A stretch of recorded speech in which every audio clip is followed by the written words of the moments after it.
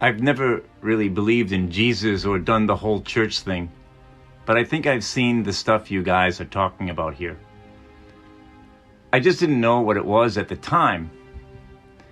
I was in the Army from 1997 to 2000, and I was sent to McMurdo Station in Antarctica. I was a helicopter mechanic and crew chief, and they had volunteer tours open for guys to go there and work on the helicopters there.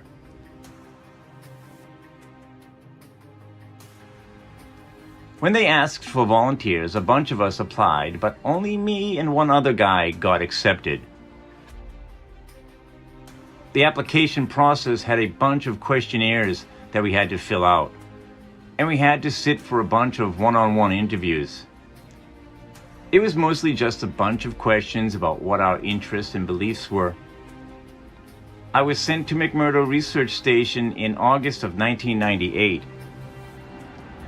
When we weren't busy de-icing the aircraft and working on them, we had time to hang out with the scientists at the research station. The military unit attached to McMurdo was small, and we didn't have our own separate facilities. We didn't have a PX or a media center.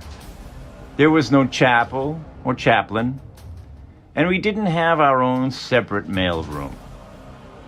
We just had to share the same facilities with the scientists and researchers. So over time, I got to be friends with a few of them. They had two different kinds of ice that they worked on and studied. One kind of ice was the normal kind that we've all seen. They took cores of it out of boreholes in the ground. Just like normal ice, it was mostly clear or sometimes white, and it would melt into liquid water if it got warm. The whole area of Antarctica is covered in this kind of ice. But that wasn't their main kind of ice. The only time I ever saw them actually studying normal ice was when a film crew from National Geographic came by. The rest of the time, which was most of the time, the scientists were studying something they called sky ice. This stuff was totally different. We were never allowed to go into the laboratory areas of the station because the labs had to be kept super clean, and they said it would mess up their work if they risked letting too many people in the lab. But one time, one of the researchers that I was friends with showed me a piece of sky ice. You couldn't touch the stuff with your bare hands because it was so cold. And it wasn't clear or white like normal ice. It was solid blue. He said that's why they call it sky ice, because it was the exact same color as the sky. We had to wear thick, heavy, going outside gloves to handle it. The stuff was so cold it would instantly freeze your skin if you touched it.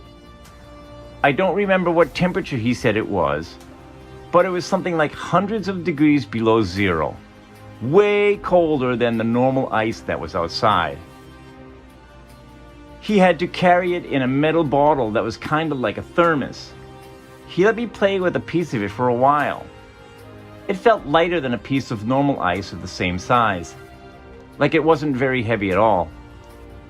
It almost felt like you could throw it up in the air and it would just float back down. But I didn't try that. And it was also a little flexible when I tried to bend it. It didn't break like normal ice would. And even for a small piece, you couldn't see through it. It was solid blue right from the surface. And here's the really weird part. It didn't melt into water.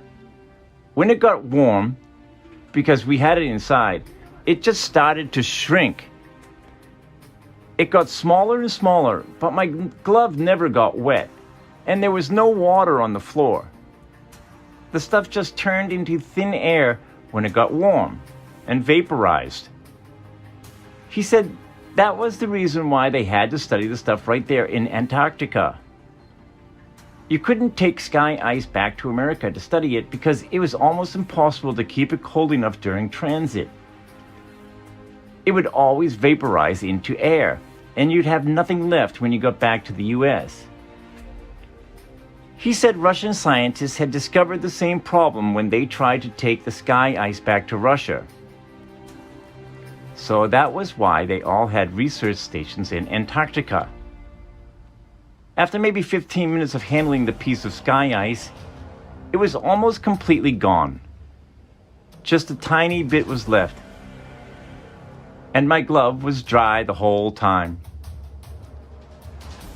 I'd never seen anything like it before or since. And that's unusual, because I've always had an interest in scientific things.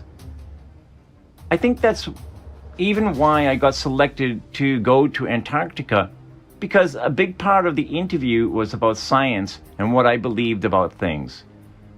So I really thought it was cool to see something I'd never heard of before. The whole time I was at McMurdo, I heard people talk about the wall, like that was a special place. It's pretty common to find ice walls and ice cliffs all over Antarctica. The whole place is ice. But it's all just normal white or clear ice. So I asked my friend where they get the sky ice from, and he said it comes from the wall. I don't remember exactly how he described it, but apparently there's a huge wall of sky ice in Antarctica. He said it was hundreds of miles inland from the coast. I never got to see it myself because I was only stationed to McMurdo.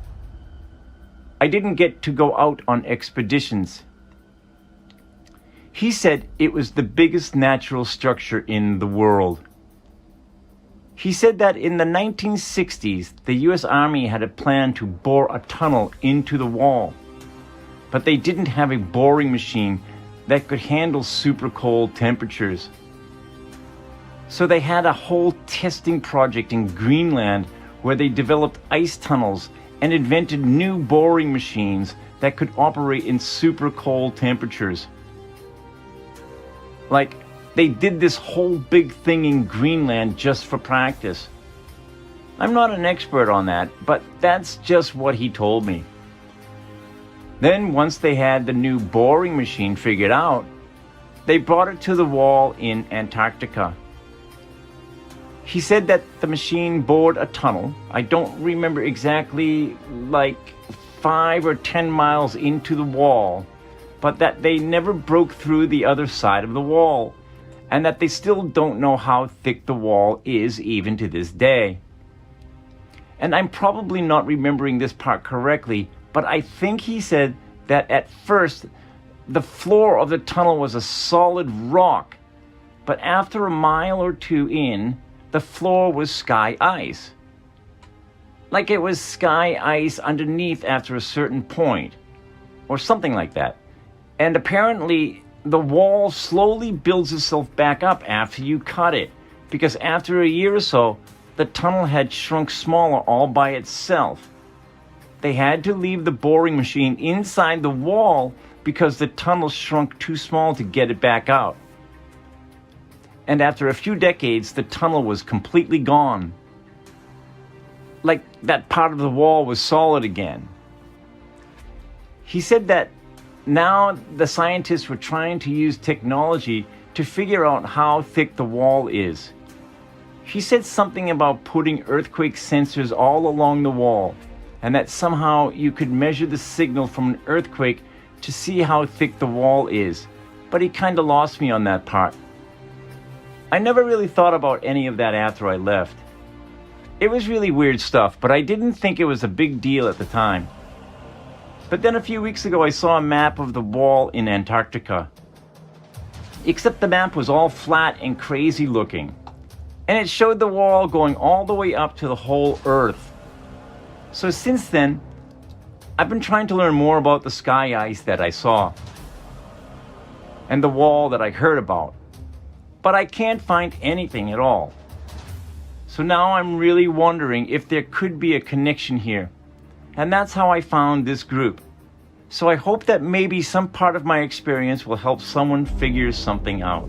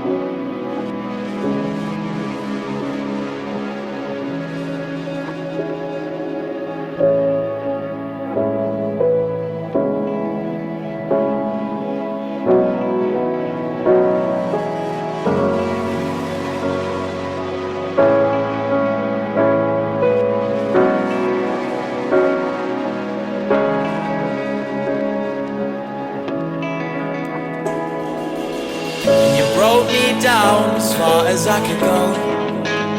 But I won't tell, I won't tell, I won't tell no soul. And you're keeping secrets hidden in your past. But see, I won't tell, no, I won't tell, I won't tell no soul. So we run, we just run from the sun. We just run from the sun.